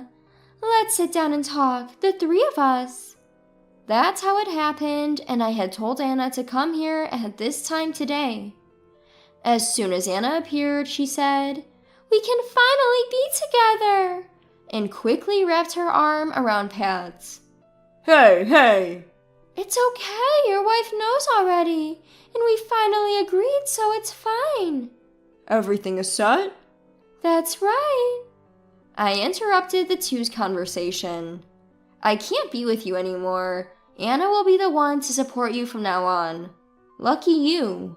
He had a complex look on his face and was alternating his glances between me and Anna as he said, But, are you sure? But you... It's not about what's good or not. This is the best way for everyone to be happy. Pat seemed to be hesitating for a while at my words, but he seemed to have made up his mind as he nodded strongly. So you were thinking about me all this time. Thank you, Molly. I'll live with Anna. Thank you for understanding. Whether he misunderstood something, he took Anna's hand and squeezed it strongly. The two of them were so engrossed in their own world, it was as if they had forgotten I was there. Looking at their happy faces, I felt contempt anew. But their smiles would distort soon. Thinking about it, I couldn't help but grin. It's a shame that I won't be able to see what happens to these two from now on. I should have planted a camera. Well, I do have a voice recorder to record their conversations. I handed Pat the divorce papers, made him sign and put a seal on it, and packed up my small items. The movers will come for the rest of the stuff tomorrow, so see ya! With that, I said goodbye to the house I had lived in for 4 years. It was such an anticlimactic ending. 2 weeks later, a call came in. It was Pat. The time had finally come. I picked up the phone with a grin. Hello? Hello, Molly. A person claiming to be your lawyer just came by. What's going on? You said you were forgiving me, right? I didn't hear anything about alimony. That's right. Right after divorcing Pat, I had visited a law firm. I took pictures of the affair I had been recording when I called Anna to the house, and of course, the moment Pat laid his hand on me was also recorded. There was plenty of evidence, so I was able to get a notarized statement immediately. Still, I felt uneasy with just a notarized statement, so I asked the lawyer to visit him directly. I already received a report from the lawyer, so I was eagerly waiting for a call from Pat. I can't afford to pay alimony. This is out of the blue. I could tell how flustered he was, even over the phone, but I calmly replied, I never said I would forgive you, did I? It's pretty obvious you'd be asked to pay alimony after having an affair, don't you think? Plus, you raised a hand to me. What? Wait a minute. Yes, I shouldn't have hit you in the heat of the moment, but things were settled between you and Anna, right? Isn't that why you called Anna to the house? Pat began to talk rapidly. I watched him, ridiculous as he was, and told him with a triumphant tone. I continued, How dare you cheat on me behind my back and still think you can walk away unscathed? Do you think things are settled between Anna and me? What gave you that impression? How about you stop conveniently interpreting things in your favor? Let's talk about this, Molly. I forgave you once for your infidelity, but there won't be a second time. I was certain that even he, in his foolishness, would understand the gravity of the situation now. But contrary to my expectations, Pat exploded. You've got to be kidding me. If I knew it would come to this, I would never have chosen Anna. You deceived me. How many times does this man need to disappoint me before he's satisfied? As I stood in disbelief, unable to respond, I heard Anna's voice coming from the other end of the phone. What do you mean by that? Didn't you want to be with me? You told me I can't be with you because my wife won't divorce me. You deceived me too. Apparently, things were getting heated on the other end of the line. It's a shame I couldn't witness it in person. I don't have the money to pay compensation. You should pay it. I don't have that kind of money either. Pay your own share. You're the reason we're in this mess. You should apologize. No, you should apologize. Their argument continued like this until Pat finally shouted at Anna. Just shut up. Right now, I'm talking to Molly. Then, lowering his voice, Pat made an unbelievable proposal. I'll break up with Anna. Let's start over, Molly. I realized it's you whom I truly love. I can't live without you, Molly. I made a mistake. Please forgive me. Let's start over. The nerve of him to say something so self-serving. I can't believe I wasted 6 months of my life showing leniency to such a fool. With all the volume I could muster, I yelled at Pat. Listen here, if your apology solved everything, we wouldn't need lawyers. Start over with you? The very thought makes me want to vomit. Whether you break up with her or not is irrelevant to me. I don't have the slightest intention of getting back together with you. And I absolutely will not cancel the compensation claim. Don't you dare contact me ever again. Wait, please. Molly. He kept calling out my name, but I simply hung up the phone. Several calls came in from him after that, but I ignored them all. Meanwhile, I found out the compensation of $35,000 and $15,000, a total of $50,000, had been deposited into my account. According to my lawyer, Pat and Anna got into serious trouble and even ended up involving the police. They both insisted that they were the victims and were only telling lies to protect themselves, leaving the police at a loss. In the end, they paid me the compensation, but it seems they're both trying to get the money back from each other, even going as far as filing lawsuits against one another. A man who cheats on his wife without a second thought, and a woman who willingly gets involved with a married man. A fitting end, indeed.